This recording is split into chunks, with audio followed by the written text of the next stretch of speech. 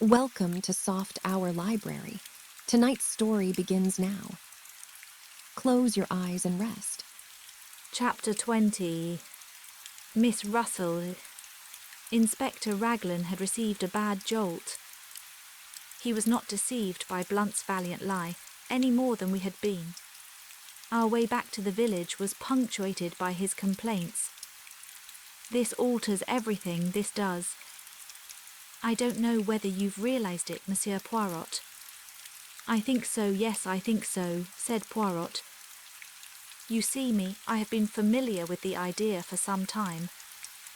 But Inspector Raglan, who had only had the idea presented to him a short half-hour ago, looked at Poirot unhappily and went on with his discoveries. Those alibis now. Worthless, absolutely worthless. Got to start again. Find out what everyone was doing from 9:30 onwards. 9:30, that's the time we've got to hang on to. You were quite right about the man Kent. We don't release him yet a while. Let me see now, 9:45 at the Dog and Whistle. He might have got there in a quarter of an hour if he ran.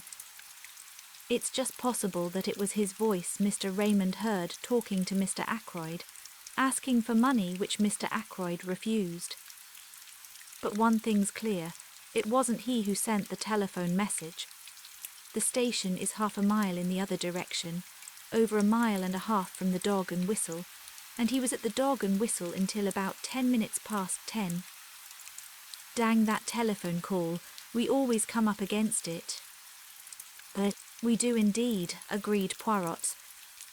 It is curious, but it's just possible that if Captain Patten climbed into his uncle's room and found him there murdered, he may have sent it. Got the wind up, thought he'd be accused and cleared out. That's possible, isn't it? Why should he have telephoned? May have had doubts if the old man was really dead. Thought he'd get the doctor up there as soon as possible, but didn't want to give himself away. Yes, I say now, how's that for a theory? Something in that, I should say. But the inspector swelled his chest out importantly. He was so plainly delighted with himself that any words of ours would have been quite superfluous. We arrived back at my house at this minute, and I hurried in to my surgery patients, who had all been waiting a considerable time, leaving Poirot to walk to the police station with the inspector. Having dismissed the last patient, I strolled into the little room at the back of the house which I call my workshop. I am rather proud of the homemade wireless set I turned out. Caroline hates my workroom. I keep my tools there, and Annie is not allowed to wreak havoc with a dustpan and brush. I was just adjusting the interior of an alarm clock which had been denounced as wholly unreliable by the household, when the door opened and Caroline put her head in. "Oh, there you are, James," she said with deep disapproval. Poirot wants to see you." "But, well," I said rather irritably, for her sudden entrance had startled me and I had let go of a piece of delicate mechanism. "If he wants to see me, he can come in here." "But in here," said Caroline. "That's what I said, in here." But Caroline gave a sniff of disapproval and retired. She returned in a moment or two, ushering in Poirot, and then retired again, shutting the door with a bang. "Aha, my friend," said Poirot, coming forward and rubbing his hands. "You have not got rid of me so easily, you see." "Finished with the inspector?" I asked. "For the moment, yes." "And you have seen all the patients?" "Yes." But Poirot sat down and looked at me, tilting his egg-shaped head on one side, with the air of one who savours a very delicious joke. "You are in error," he said at last. "You have still one patient to see." "But not you," I exclaimed in surprise. "Ah, not me, bien entendu. Me, I have the health magnificent. No, to tell you the truth, it is a little complot of mine. There is someone I wish to see, you understand, and at the same time it is not necessary that the whole village should intrigue itself about the matter, which is what would happen if the lady were seen to come to my house, for it is a lady. But to you she has already come as a patient before. But, Miss Russell, I exclaimed, pray cessament. I wish much to speak with her, so I send her the little note and make the appointment in your surgery. You are not annoyed with me. On the contrary, I said, that is, presuming I am allowed to be present at the interview. But naturally, in your own surgery. You know, I said, throwing down the pincers I was holding, it's extraordinarily intriguing, the whole thing. Every new development that arises is like the shake you give to a kaleidoscope. The thing changes entirely in aspect. Now, why are you so anxious to see Miss Russell? Poirot raised his eyebrows. Surely it is obvious, he murmured. There you go again, I grumbled. According to you, everything is obvious. But you leave me walking about in a fog. But Poirot shook his head genially at me. You mock yourself at me. Take the matter of Mademoiselle Flora. The inspector was surprised, but you were not. But I never dreamed of her being the thief, I expostulated. That perhaps no. But I was watching your face and you were not, like Inspector Raglan, startled and incredulous. But I thought for a minute or two. Perhaps you are right, I said at last. All along I felt that Flora was keeping back something, so the truth, when it came, was subconsciously expected. It upset Inspector Raglan very much indeed, poor man. But, poor Sir, the poor man must rearrange all his ideas. I profited by his state of mental chaos to induce him to grant me a little favour. But what was that? Poirot took a sheet of notepaper from his pocket. Some words were written on it, and he read them aloud. The police have for some days been seeking for Captain Ralph Patten, the nephew of Mr. Ackroyd of Fernley Park, whose death occurred under such tragic circumstances last Friday. Captain Patten has been found at Liverpool, where he was on the point of embarking for America. But he folded up the piece of paper again. That, my friend, will be in the newspapers tomorrow morning. But I stared at him dumbfounded. But it isn't true. He's not at Liverpool. Poirot beamed on me. You have the intelligence so quick. No, he has not been found at Liverpool. Inspector Raglan was very loath to let me send this paragraph to the press, especially as I could not take him into my confidence. But I assured him most solemnly that very interesting results would follow its appearance in print, so he gave in, after stipulating that he was on no account to bear the responsibility. But I stared at Poirot. He smiled back at me. It beats me, I said at last, what you expect to get out of that. But you should employ your little grey cells, said Poirot gravely. He rose and came across to the bench. It is that you have really the love of the machinery, he said, after inspecting the debris of my labours. Every man has his hobby. I immediately drew Poirot's attention to my home-made wireless. Finding him sympathetic, I showed him one or two little inventions of my own, trifling things, but useful in the house. Decidedly, said Poirot, you should be an inventor by trade, not a doctor. But I hear the bell, that is your patient. Let us go into the surgery. But once before I had been struck by the remnants of beauty in the housekeeper's face. This morning I was struck anew. Very simply dressed in black, tall, upright and independent as ever, with her big dark eyes and an unwonted flush of colour in her usually pale cheeks, I realised that as a girl she must have been startlingly handsome. Good morning, mademoiselle, said Poirot. Will you be seated, Doctor? Shepherd is so kind as to permit me the use of his surgery, for a little conversation I am anxious to have with you." But Miss Russell sat down with her usual composure. If she felt any inward agitation, it did not display itself in any outward manifestation. "It seems a queer way of doing things, if you'll allow me to say so," she remarked. "Miss Russell, I have news to give you." "But indeed, Charles Kent has been arrested at Liverpool." But not a muscle of her face moved. She merely opened her eyes a trifle wider and asked with a tinge of defiance, "Well, what of it?" But at that moment it came to me, the resemblance that had haunted me all along, something familiar in the defiance of Charles Kent's manner. The two voices, one rough and coarse, the other painfully ladylike, were strangely the same in timbre. It was of Miss Russell that I had been reminded that night outside the gates of Fernley Park. I looked at Poirot, full of my discovery, and he gave me an imperceptible nod.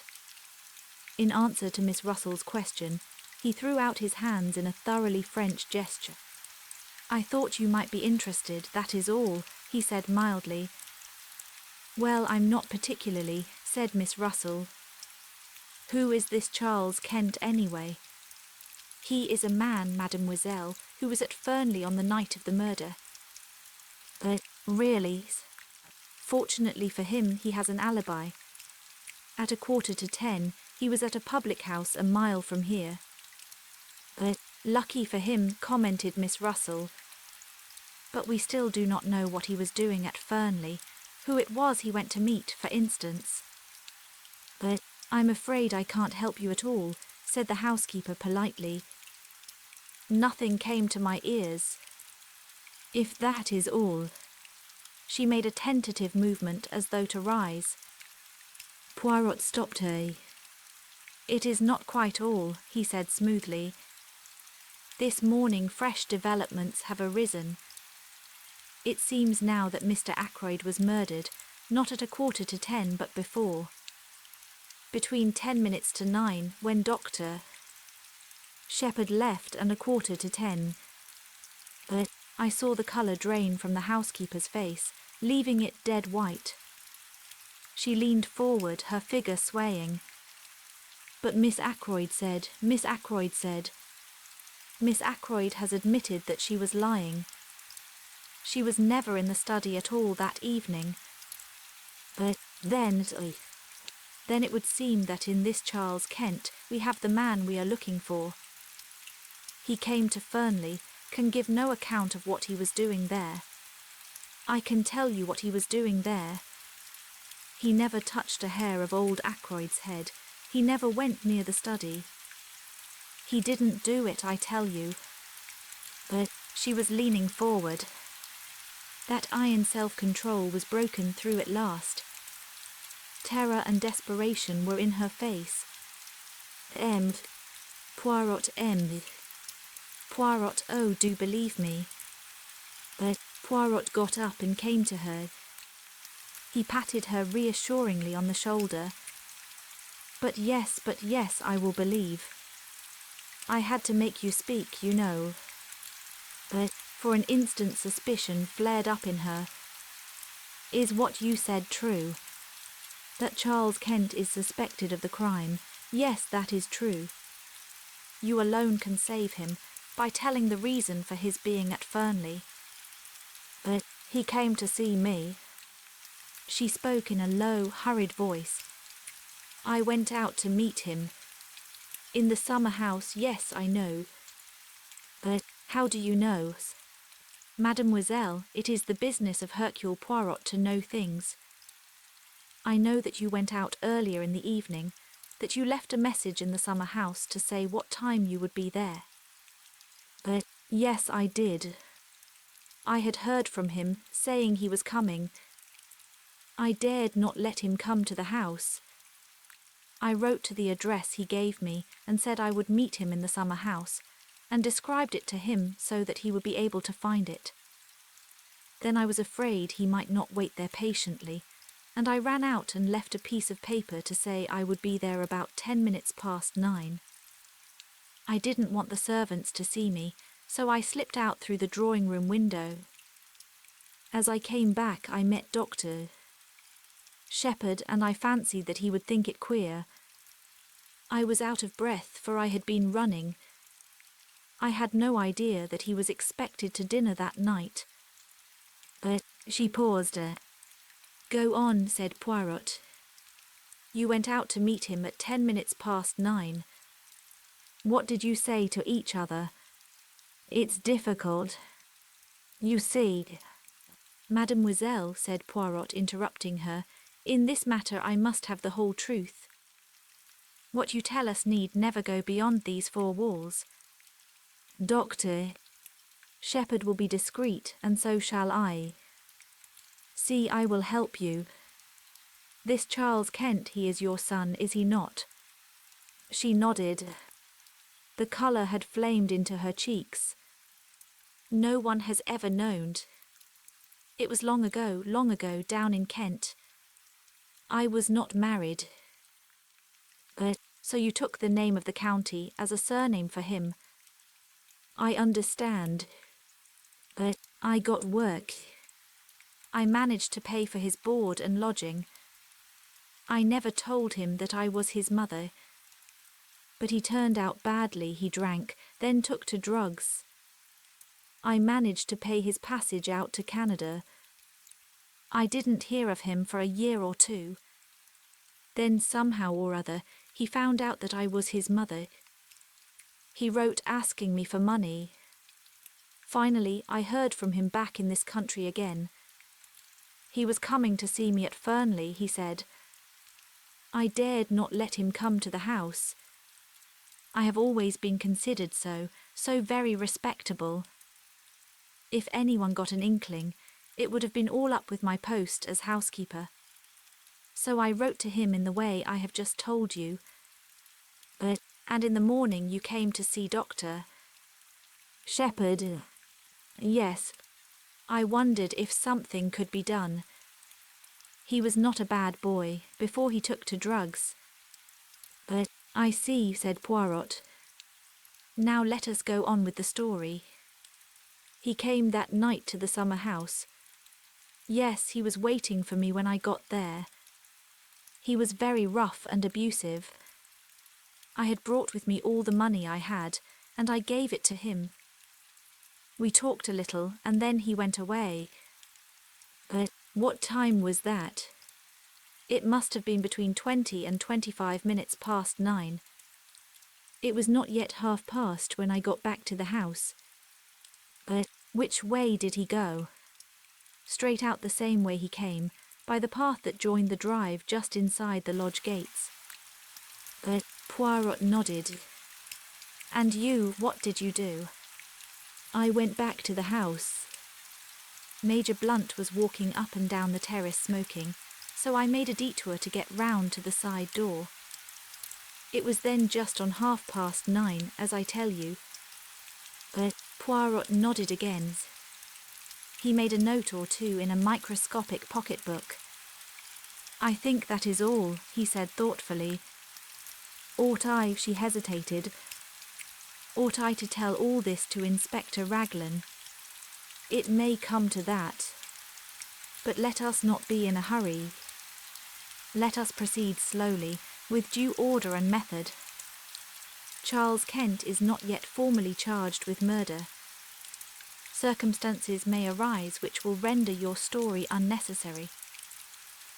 Miss Russell rose. Thank you very much, M. Poirot, she said. You have been very kind indeed. You do believe me, don't you, that Charles had nothing to do with this wicked murder? There seems no doubt that the man who was talking to Mr. Ackroyd in the library at 9:30 could not possibly have been your son. Be of good courage, mademoiselle. All will yet be well. Miss Russell departed. Poirot and I were left together. So that's that, I said. Every time we come back to Ralph Pattern. How did you manage to spot Miss Russell as the person Charles Kent came to meet? Did you notice the resemblance? I had connected her with the unknown man long before. We actually came face to face with him. As soon as we found that quill, the quill suggested dope, and I remembered your account of Miss Russell's visit to you. Then I found the article on cocaine in that morning's paper. It all seemed very clear. She had heard from someone that morning, someone addicted to drugs. She read the article in the paper, and she came to you to ask a few tentative questions. She mentioned cocaine, since the article in question was on cocaine. Then, when you seemed too interested, she switched hurriedly to the subject of detective stories and untraceable poisons. I suspected a son or a brother, or some other undesirable male relation. Ah, but I must go. It is the time of the lunch. Stay and lunch with us, I suggested. Poirot shook his head. A faint twinkle came into his eye. Not again today. I should not like to force Mademoiselle Caroline to adopt a vegetarian diet 2 days in succession. But it occurred to me that there was not much which escaped Hercule Poirot. Chapter 21. The paragraph in the paper. Caroline, of course, had not failed to see Miss Russell come to the surgery door.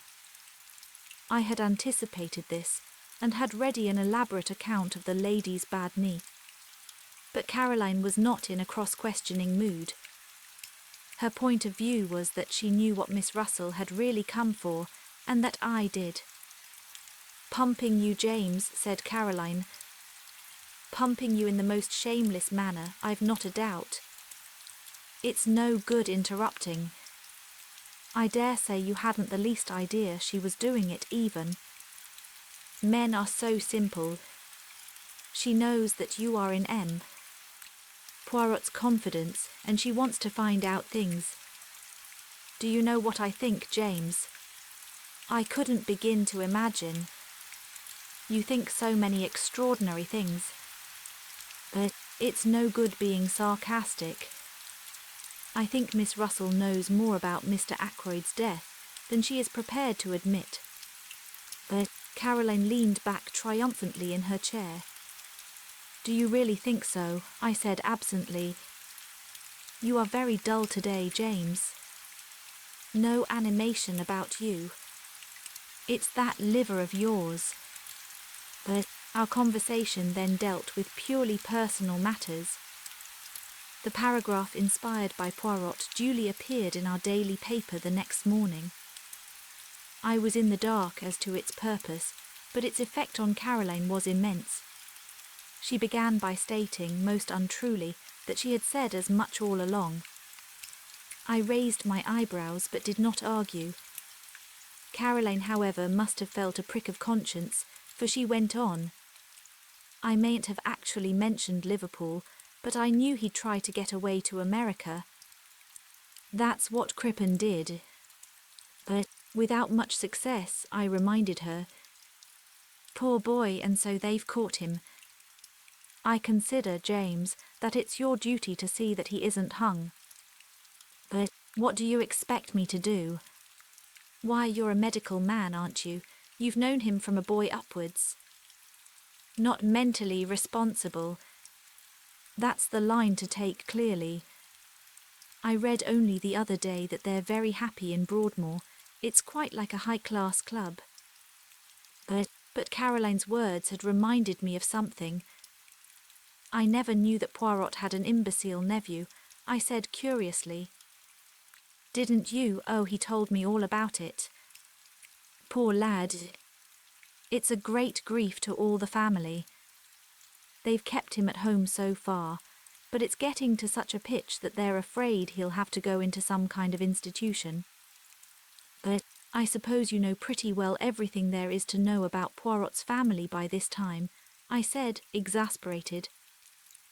"Pretty well," said Caroline complacently. "It's a great relief to people to be able to tell all their troubles to someone." "But it might be," I said, "if they were ever allowed to do so spontaneously." Whether they enjoy having confidences screwed out of them by force is another matter. But Caroline merely looked at me with the air of a Christian martyr, enjoying martyrdom. "You are so self-contained, James," she said. "You hate speaking out or parting with any information yourself, and you think everybody else must be just like you. I should hope that I never screw confidences out of anybody. For instance, if Poirot comes in this afternoon, as he said he might do, I shall not dream of asking him who it was arrived at his house early this morning." "But early this morning?" I queried. "Very early," said Caroline. "Before the milk came. I just happened to be looking out of the window. The blind was flapping. It was a man. He came in a closed car, and he was all muffled up. I couldn't get a glimpse of his face. But I will tell you my idea, and you'll see that I'm right." "But what's your idea?" Caroline dropped her voice mysteriously. "A Home Office expert," she breathed. "A Home Office expert," I said, amazed. "My dear Caroline, mark my words, James, you'll see that I'm right. That Russell woman was here that morning after your poisons. Roger Ackroyd might easily have been poisoned in his food that night." But I laughed out loud. "Nonsense," I cried. "He was stabbed in the neck. You know that as well as I do." "But after death, James," said Caroline, "to make a false clue." "But, my good woman," I said, "I examined the body and I know what I'm talking about. That wound wasn't inflicted after death. It was the cause of death, and you need make no mistake about it."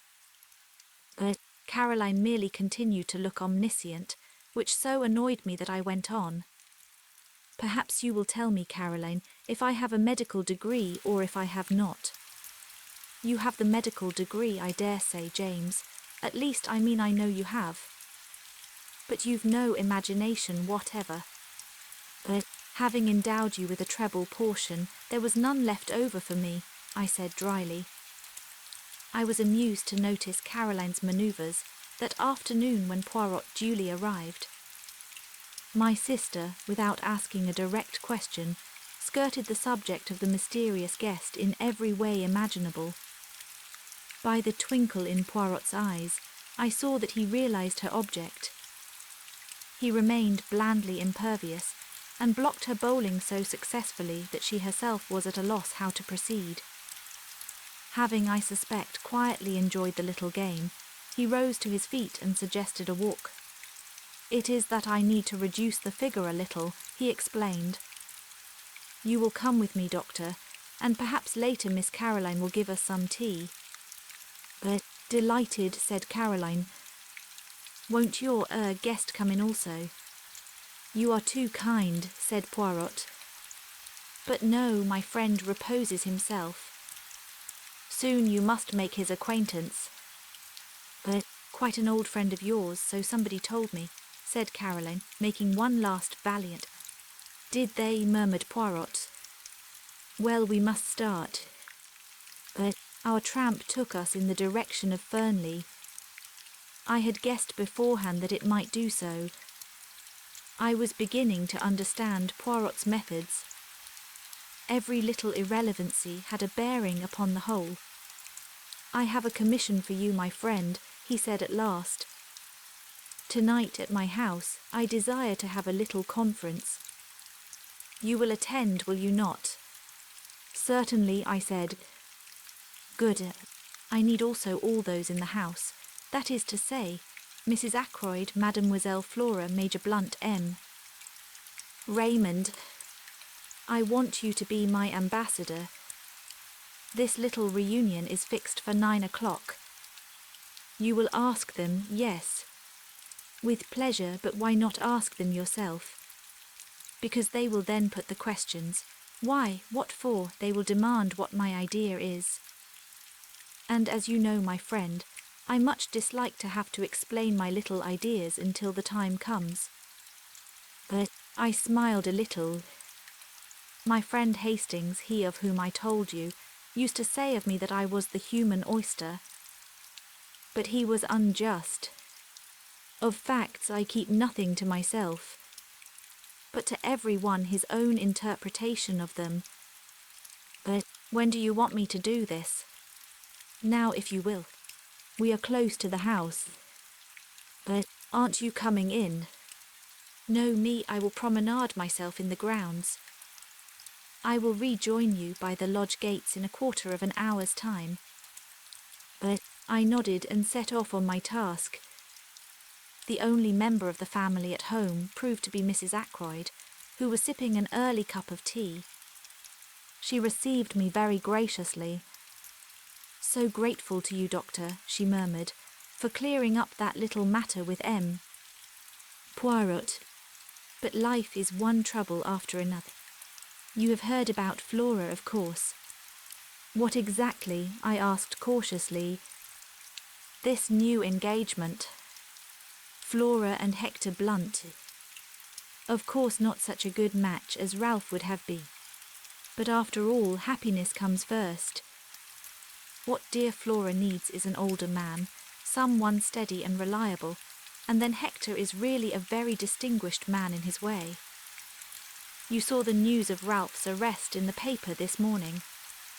Yes, I said, I did. But horrible. Mrs. Ackroyd closed her eyes and shuddered. Geoffrey Raymond was in a terrible way. Rang up Liverpool's.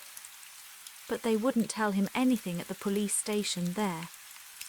In fact, they said they hadn't arrested Ralph at all.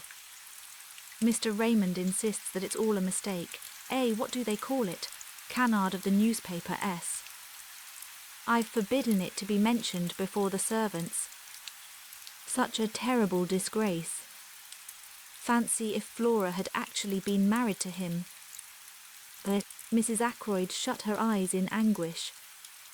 I began to wonder how soon I should be able to deliver Poirot's invitation.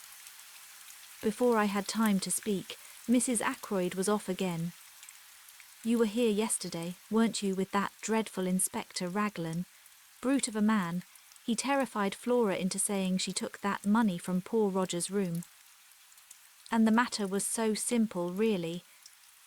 The dear child wanted to borrow a few pounds, didn't like to disturb her uncle since he'd given strict orders against it, but knowing where he kept his notes, she went there and took what she needed. But is that Flora's account of the matter? I asked. My dear doctor, you know what girls are nowadays. So easily acted on by suggestion. You, of course, know all about hypnosis and that sort of thing. The inspector shouts at her, says the word steal over and over again until the poor child gets an inhibition, or is it a complex? I always mix up those two words, and actually thinks herself that she has stolen the money. I saw at once how it was, but I can't be too thankful for the whole misunderstanding in one way. It seems to have brought those two together, Hector and Flora, I mean.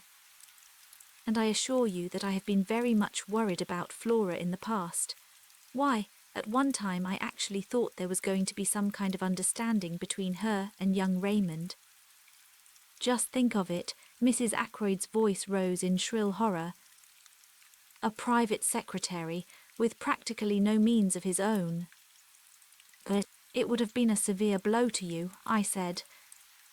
Now, Mrs. Ackroyd, I've got a message for you from M. Hercule Poirot. But for me. Mrs. Ackroyd looked quite alarmed. I hastened to reassure her, and I explained what Poirot wanted. Certainly, said Mrs. Ackroyd rather doubtfully. I suppose we must come if M. Poirot says so. But what is it all about? I like to know beforehand. But I assured the lady truthfully that I myself did not know any more than she did. Very well, said Mrs. Ackroyd at last rather grudgingly. I will tell the others, and we will be there at 9 o'clock. But thereupon I took my leave, and joined Poirot at the agreed meeting place. I've been longer than a quarter of an hour, I'm afraid, I remarked. But once that good lady starts talking, it's a matter of the utmost difficulty to get a word in edgeways. But it is of no matter, said Poirot. Me, I have been well amused. This park is magnificent. But we set off homewards. When we arrived, to our great surprise, Caroline, who had evidently been watching for us, herself opened the door. She put her fingers to her lips. Her face was full of importance and excitement. Ursula Bourne, she said, the parlour maid from Fernley. She's here, I've put her in the dining room. She's in a terrible way, poor thing. Says she must see M. Poirot at once. I've done all I could. Taken her a cup of hot tea. It really goes to one's heart to see anyone in such a state. But in the dining room, asked Poirot. This way, I said, and flung open the door. Ursula Bourne was sitting by the table. Her arms were spread out in front of her, and she had evidently just lifted her head from where it had been buried. Her eyes were red with weeping. Ursula Bourne, I murmured. But Poirot went past me with outstretched hands. No, he said, that is not quite right, I think. It is not Ursula Bourne, is it, my child, but Ursula Patten, Mrs. Ralph Patten. But chapter 22, Ursula's story. For a moment or two the girl looked mutely at Poirot. Then, her reserve breaking down completely, she nodded her head once and burst into an outburst of sobs. Caroline pushed past me and, putting her arm round the girl, patted her on the shoulder. There, my dear, she said soothingly. It will be all right. You'll see, everything will be all right. But buried under curiosity and scandal-mongering, there is a lot of kindness in Caroline. For the moment, even the interest of Poirot's revelation was lost in the sight of the girl's distress. Presently Ursula sat up and wiped her eyes. This is very weak and silly of me, she said. No, my child, said Poirot kindly. We can all realize the strain of this last week. But it must have been a terrible ordeal, I said. And then to find that you knew, continued Ursula. How did you know? Was it Ralph who told you? Poirot shook his head. You know what brought me to you tonight, went on the girl. This. She held out a crumpled piece of newspaper, and I recognized the paragraph that Poirot had inserted. It says that Ralph has been arrested. So everything is useless. I need not pretend any longer. But newspaper paragraphs are not always true, mademoiselle, murmured Poirot, having the grace to look ashamed of himself. All the same, I think you will do well to make a clean breast of things. The truth is what we need now. But the girl hesitated, looking at him doubtfully. You do not trust me, said Poirot gently.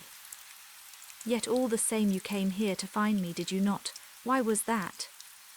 Because I don't believe that Ralph did it, said the girl in a very low voice. And I think that you are clever and will find out the truths. And also, yes, I think you are kind. But Poirot nodded his head several times. It is very good that, yes, it is very good. Listen, I do in verity believe that this husband of yours is innocent, but the affair marches badly. If I am to save him, I must know all there is to know, even if it should seem to make the case against him blacker than before. But how well you understand, said Ursula. So you will tell me the whole story, will you not, from the beginning? But you're not going to send me away, I hope, said Caroline, settling herself comfortably in an armchair. What I want to know, she continued, is why this child was masquerading as a parlour maid. Masquerading, I queried. That's what I said. Why did you do it, child? For a wager? For a living, said Ursula dryly. and encouraged, she began the story which I reproduce here in my own words. Ursula Bourne, it seemed, was one of a family of 7 impoverished Irish gentlefolk. On the death of her father, most of the girls were cast out into the world to earn their own living. Ursula's eldest sister was married to Captain Folliot. It was she whom I had seen that Sunday, and the cause of her embarrassment was clear enough now. Determined to earn her living, and not attracted to the idea of being a nursery governess, the one profession open to an untrained girl, Ursula preferred the job of parlour-maid. She scorned to label herself a lady parlour-maid. She would be the real thing, her reference being supplied by her sister.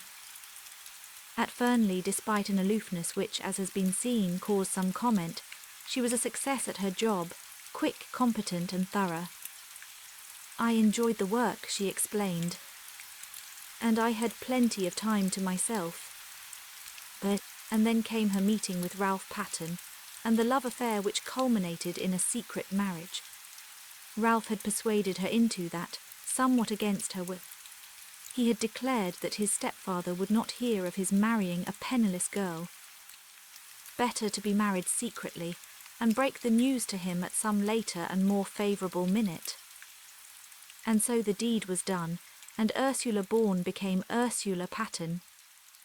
Ralph had declared that he meant to pay off his debts, find a job, and then, when he was in a position to support her and independent of his adopted father, they would break the news to him. But to people like Ralph Patten, turning over a new leaf is easier in theory than in practice. He hoped that his stepfather, whilst still in ignorance of the marriage, might be persuaded to pay his debts and put him on his feet again.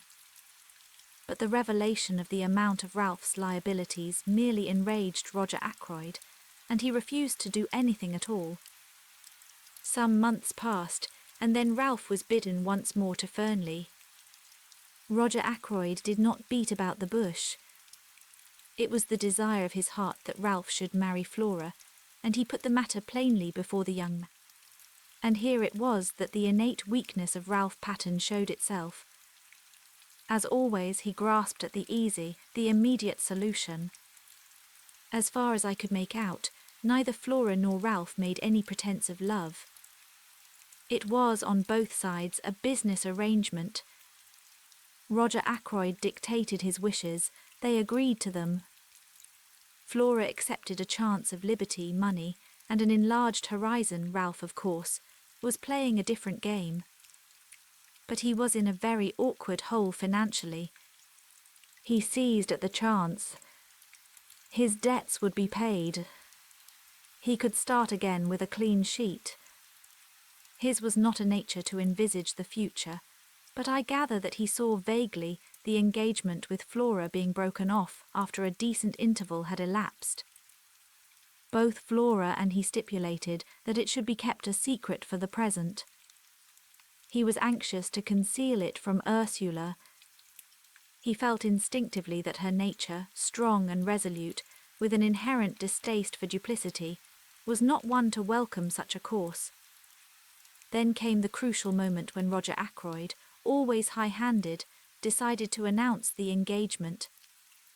He said no word of his intention to Ralph, only to Flora, and Flora, apathetic, raised no objection. On Ursula, the news fell like a bombshell. Summoned by her, Ralph came hurriedly down from town.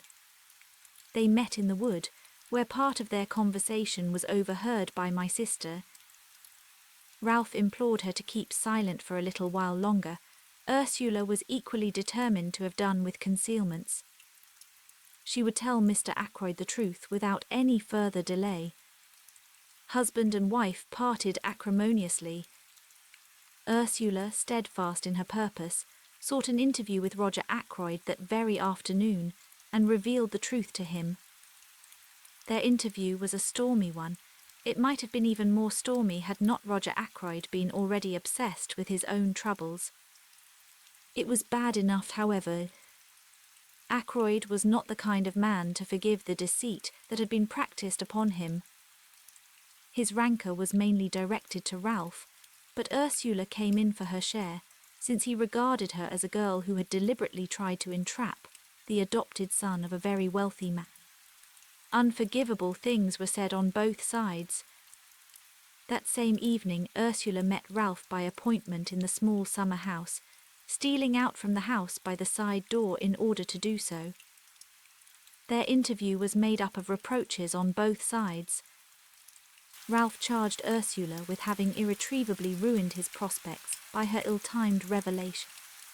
Ursula reproached Ralph with his duplicity. They parted at last. A little over half an hour later came the discovery of Roger Ackroyd's body. Since that night, Ursula had neither seen nor heard from Ralph. As the story unfolded itself, I realized more and more what a damning series of facts it was. Alive, Ackroyd could hardly have failed to alter his will. I knew him well enough to realize that to do so would be his first thought. His death came in the nick of time for Ralph and Ursula Patten. Small wonder the girl had held her tongue and played her part so consistently. My meditations were interrupted. It was Poirot's voice speaking, and I knew from the gravity of his tone that he, too, was fully alive to the implications of the position. Mademoiselle, I must ask you one question, and you must answer it truthfully, for on it everything may hang. What time was it when you parted from Captain Ralph Patten in the summer house? Now, take a little minute so that your answer may be very exact. The girl gave a half laugh, bitter enough in all conscience.